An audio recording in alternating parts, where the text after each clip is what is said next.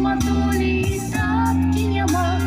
Ад гэтага болю сумуе душа, ніхто не запросіць у хату зайсці і ціхі прытулак спакой знайсці.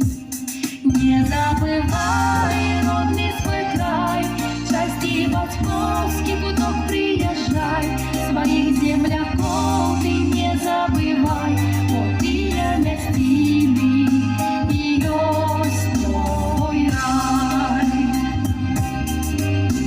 Шчэбет птушыны сумой разгоніць, спеў салаўіны душу заспакоіць, калодзеж крынічнай вадою напоіць, нястомную смагу маю прагоніць. Пах траў сенакосных і кветак духмяных у сінюю даль за сабою паманіць, і клёкат бусліны над роднай хацінай. Вось гэта ўсё і заб'ецца раніцай.